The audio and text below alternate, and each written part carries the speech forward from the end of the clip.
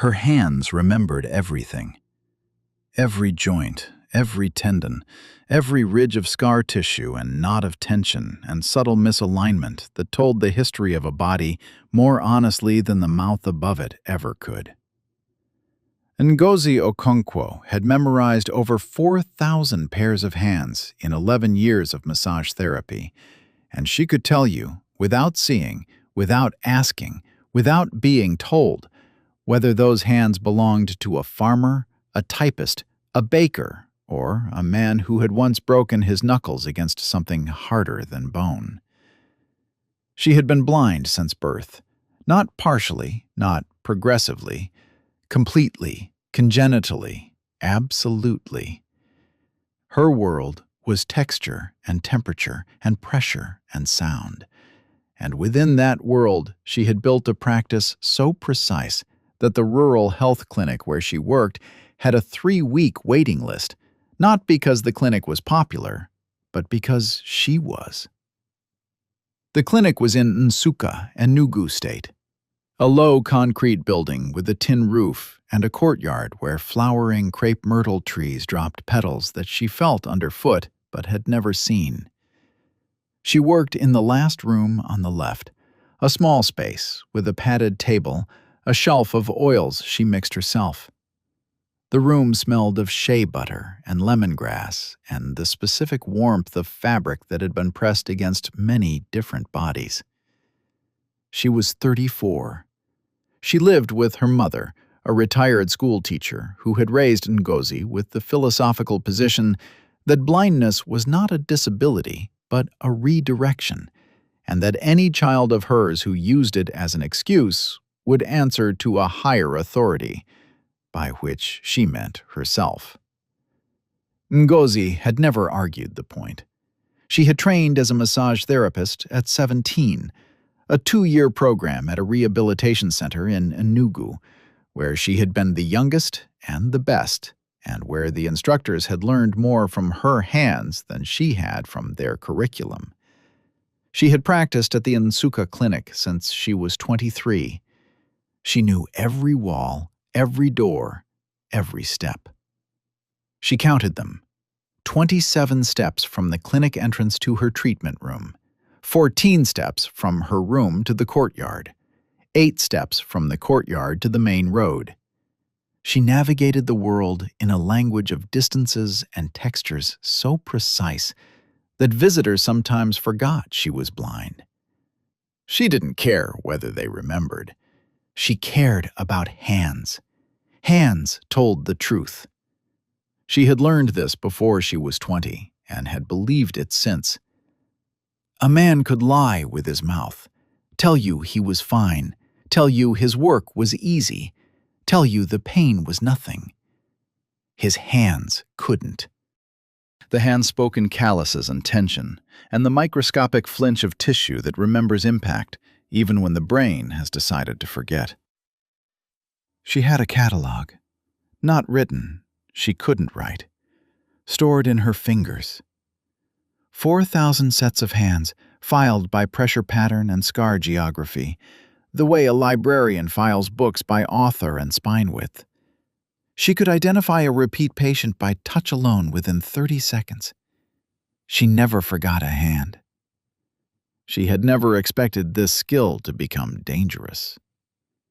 He arrived on the Thursday evening, 20 minutes before closing. The receptionist, Agnes, who had worked at the clinic for 9 years and possessed the particular ability to communicate disapproval through breathing patterns, led him to the treatment room and said, in a voice calibrated for Ngozi's ears, "A walk-in. He says his shoulders are tight. He is dressed well." Dressed well was Agnes's code for, this man has money, which means he does not belong in a rural health clinic, which means there is a reason he is here that is not the reason he is given. Ngozi gestured to the table. He sat. She heard him settle, the careful placement of weight, the controlled breathing, the way he adjusted his posture as if choosing how much of his body to reveal. Most patients sat with a kind of exhaustion. This man sat with organization. "Name?" she asked. "Emeka. Emeka Obiora." She noted the pause, the fraction of a second between the first name and the surname, the gap where a person decides. "Where does it hurt?" she asked. "Shoulders. Both. I've been driving a great deal." She stood behind him. She placed her hands on his shoulders. Through the fabric, a good cotton shirt, pressed, the specific thread count that she associated with professional men. She read his muscle structure the way she read everything, by pressure and response. His shoulders were tight. That part was true. The trapezius on both sides was knotted hard, the kind of chronic tension that came not from driving but from sustained guarding, the body's response to being watched, to watching, to holding itself in readiness for something. She worked the knots, standard technique. Her fingers found the specific pressure points and applied heat and friction in the patterns she had practiced 10,000 times. He was quiet. His breathing was controlled. Too controlled. The breathing of a man who was monitoring his own responses. She moved to his arms. Upper arms first, biceps, then down to the forearms. His forearms were dense, muscular in a way that didn't match desk work. Whatever Emeka Obiora did with his body, it was more than driving. Then his hands. She took his right hand, standard hand massage, palm, fingers, each joint. Her fingers moved over his palm, reading the geography. The palm was smooth, not soft, smooth. The specific smoothness of a hand that had been calloused and was no longer. A man who had done physical work and stopped. The residual history of labor was there in the underlying muscle structure, but the surface had been maintained, moisturized, manicured, the active erasure of a working past. She moved to the fingers, index, middle, second knuckle, right hand. She stopped. A scar, raised, precise, running exactly along the line of the second knuckle of his right middle finger. Not a cut, a surgical incision that had healed in a specific pattern.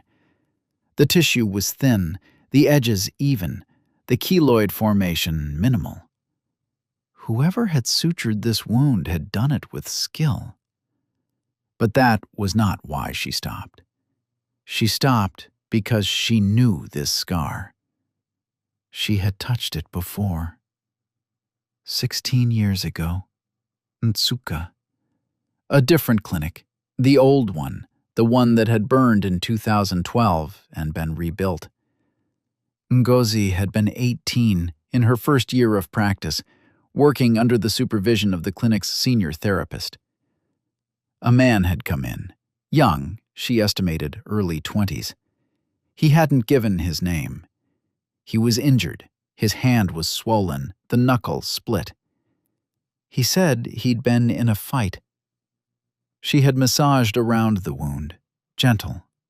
She remembered the shape of the injury, the specific way the knuckle bone sat slightly off-center, the swelling pattern, the flinch response when she grazed the cut. But she remembered something else, something she had filed in her catalog, not under hands, but under fear. After the massage, he had sat on the table for a moment. He didn't leave immediately.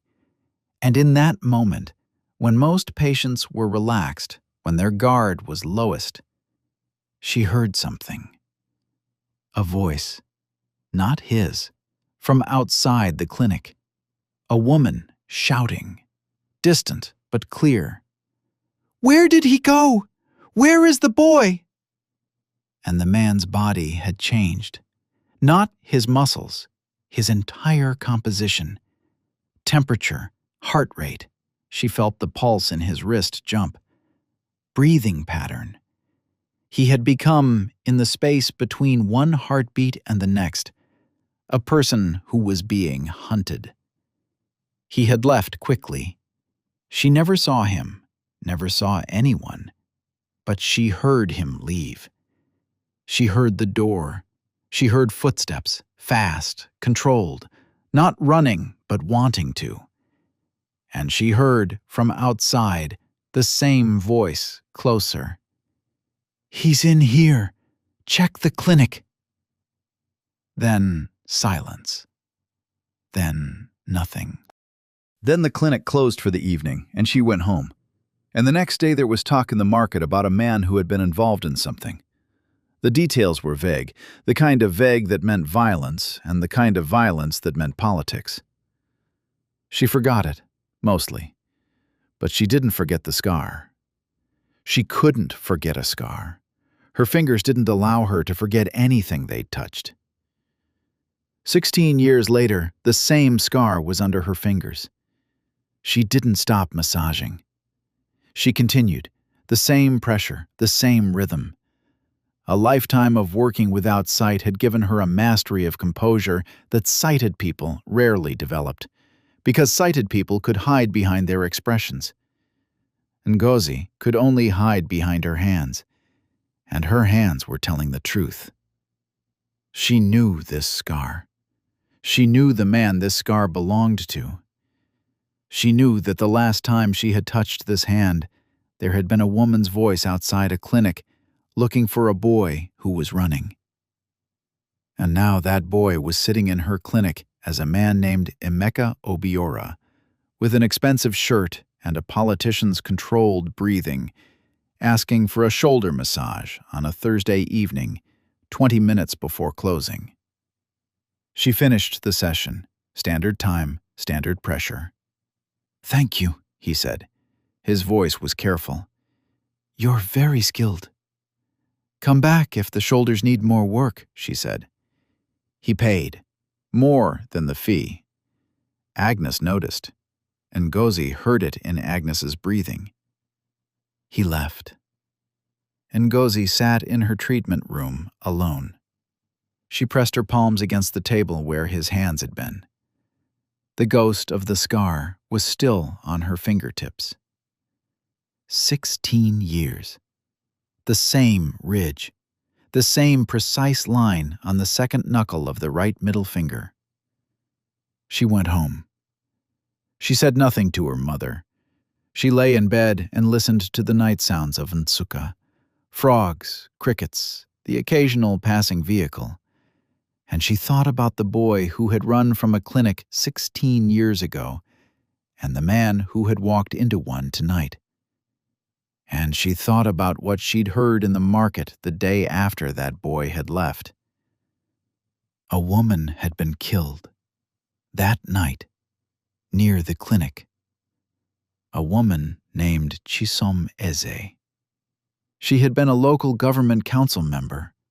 She had been opposing a land acquisition deal, a deal that involved powerful people, the kind of people whose power made questions disappear the way bodies sometimes disappeared.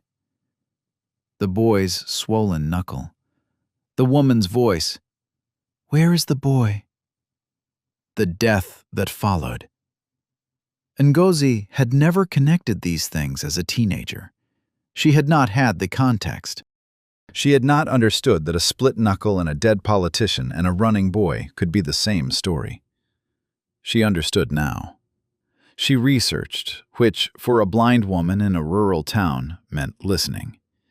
She asked her mother, who remembered everything and organized the past with the same precision she had organized lesson plans for 35 years. "Chisom Eze," her mother said. "Yes, I remember. She was fighting the Obiora land deal. The family, the Obiora family, wanted to develop the land near the campus. She blocked it. She was killed. They said it was a robbery. Nobody believed it." "Obiora," Ngozi said. "The father, Clement Obiora. He was a state assemblyman, powerful, 3 sons. The family controlled most of the land transactions in Nsukka at the time." Her mother paused. "The youngest son, there were rumors that he was involved." But he was 15 or 16. The investigation went nowhere. What happened to the youngest son? He left. The family sent him abroad, I think, or to another state. He disappeared. The case was closed by 2010. Ngozi sat with this. The youngest son, early 20s when she touched his hand 16 years ago, which made him 15 or 16 in 2008 when Chisom Eze was killed. Now he would be in his early 30s. A man named Emeka Obiora, with a surgically repaired scar on the second knuckle of his right middle finger, had walked into her clinic and asked for a massage. And Ngozi was the only person who could connect the scar on his hand to the night a woman died, because she was the only person who had ever mapped his hand. He came back the following Thursday, same time, same request. Same controlled breathing, same expensive shirt, same careful name.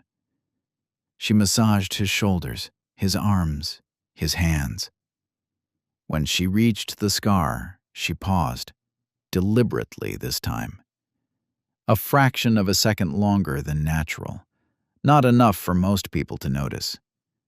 But this man noticed. She felt his pulse change. "Old injury?" she asked, conversationally, the way she asked all her patients about their bodies. "Yes," he said. "Childhood accident. A fall." A fall, not a fight, not a knuckle split against something. A fall. She continued. She said nothing else about it. He left. She sat in the room. She pressed her palms against the table. She thought about what she knew and what she didn't know, and the distance between a scar and an accusation, and the particular danger of being a blind woman in a rural town who possessed information that powerful people would prefer did not exist. She could go to the police. She could tell them what she knew, which was, precisely, that a man with the surname Obiora had a scar on his knuckle consistent with a 16-year-old injury, that she had touched the same scar on a frightened young man the night Chisom Eze was killed, and that the same man was now in Nsukka under what she suspected was a false identity. The police would ask, "How do you know it's the same scar?" "Because I'm blind," she would say. "And I've memorized 4,000 hands, and I never forget a scar." They would look at her, a blind masseuse in a rural clinic, and they would decide what they always decided about people who looked like her, that she was unreliable, that her evidence was anecdotal, that a scar on a knuckle was not proof of anything. She could go to the family, to Chisom Eze's family, who were still in Nsukka, still grieving, still living with the unsolved killing of a mother and a council member. She could tell them what she suspected. But suspicion was not justice. And Ngozi, who navigated the world by counting steps and reading texture, understood better than most that the distance between knowing something and proving it was not measured in meters, but in systems. Systems that required evidence her fingers could provide, but the law would not accept. She chose a different path. She started recording. The clinic had a small digital recorder used for patient notes, for dictating observations that Ngozi couldn't write. She began recording her sessions with him. Not secretively. The recorder sat on her shelf where it always sat. But now she narrated her observations as she worked. Patient reports shoulder tension, right trapezius significantly tighter than left, consistent with one-sided guarding behavior. Scar tissue on second knuckle, right middle finger, raised, surgical repair. Patient reports childhood fall. Scar characteristics inconsistent with fall injury. The line follows the knuckle joint rather than crossing it, consistent with impact against a hard edge. She recorded everything, every visit, his muscle patterns, his breathing, his stress responses. The specific way his body reacted when she touched the scar, the micro flinch, the pulse elevation, the momentary cessation of controlled breathing. She was building a case. Not a legal case, a physical case. A record of one body's truth, documented by the only witness who could read it. He came every Thursday for 5 weeks, 6, 7. On the 8th visit, something changed. She was working his right hand, the scar. The routine had become almost familiar. She touched it, he flinched imperceptibly. She moved on. But this time, when she touched the scar, he pulled his hand away. Not fast, not violently. Slowly, deliberately, as if he had decided something. "You know, don't you?" he said. Silence. The treatment room. The smell of shea butter. "Know what?" she said. Her voice was calm. "You've touched this hand before, 16 years ago, in the old clinic." She said nothing. "I remember you," he said. "The blind girl. You were young. You massaged my hand after I—" A pause. "After I hurt it." "After you split your knuckle," she said, "on a Thursday night, in the old clinic. And then a woman's voice came from outside, and you ran." Silence. The specific silence of a man whose body is being read by someone who cannot see his face, but doesn't need to. "I was 15, he said. "I know. I didn't mean for it to happen. My father told me to go to her house, to deliver a message. That's all. A message." His voice was thinning. "I went. She wasn't supposed to be home, but she was. And there were people, my father's people, already inside. And I—" "You were there," Ngozi said. "I was there. I tried to stop it. I hit one of them. That's how my hand—" He stopped. "I couldn't stop it." Silence. "I've been carrying it for 16 years, he said. "I changed my name. I moved. I became someone else. My father is dead. My brothers are in politics. Nobody remembers. Nobody knows." "I know," she said, "because you touched my hand." "Because I never forget a hand." He was quiet for a long time. "What are you going to do?" he said. She sat in her chair, blind, certain, her hands on her thighs. "What are you?" she asked. "I came back to Nsukka to—" Another pause. "I've been trying to find a way to make it right. The land they took when she died. It went to my family, all of it. The deal went through after she— After. You want to return the land?" "I want to return the land. I want to confess. I don't know what I want. I want it to stop living inside my hand." She heard the truth of it, not in his words, in his wrist, his pulse, the specific absence of guarding. For the first time in 8 sessions, his body was not defending anything. "Chisom Eze had a daughter," Ngozi said. "I know. Her name is Obiajeli. She teaches at the secondary school. She walks past this clinic every morning." Silence. "She should know," Ngozi said. "I know. Not from me, from you." He was very quiet. The room held the weight of 16 years. A split knuckle, a dead woman, a boy who ran, a man who came back. "If I do this," he said, "if I tell her, if I confess, I lose everything.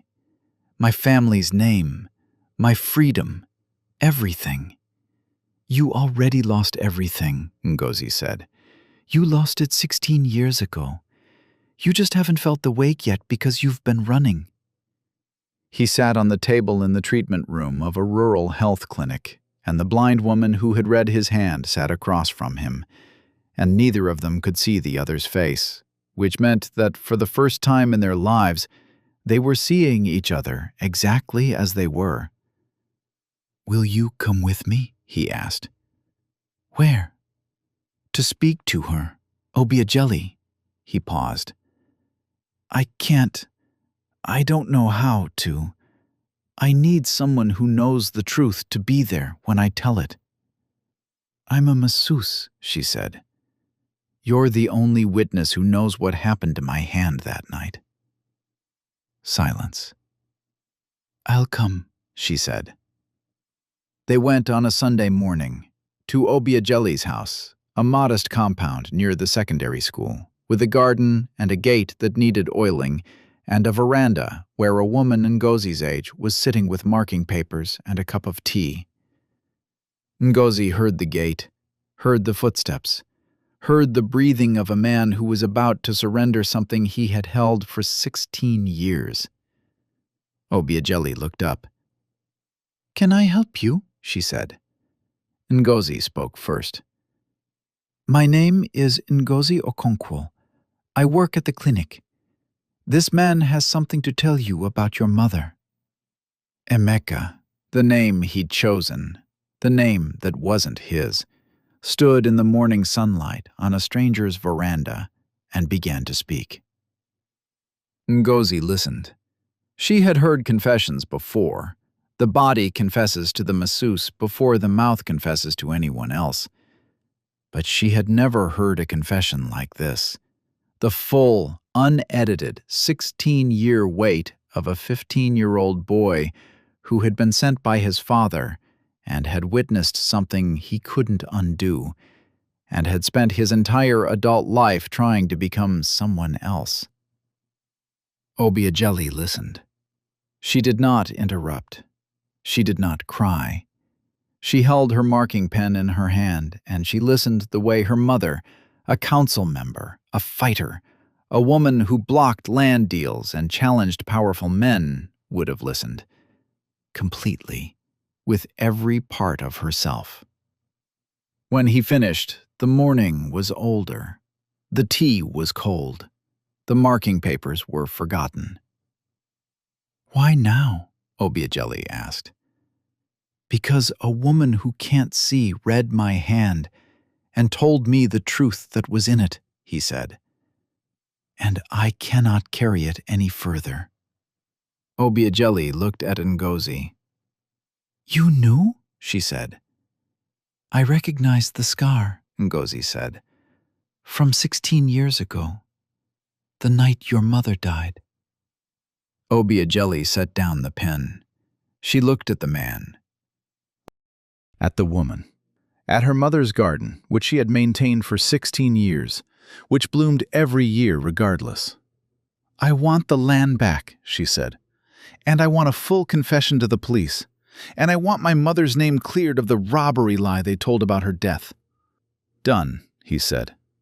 The word carried the specific relief of a man who has finally been told what the price is and can afford to pay it. Ngozi stood on the veranda and listened to the morning. The crepe myrtle petals falling in the clinic courtyard, the frogs, the Sunday quiet of a town that did not yet know what was changing. She had touched 4,000 hands. She had memorized every scar. She had built, in the darkness of her world, a catalog so precise that it had reached across 16 years and connected a split knuckle to a killing, to a confession.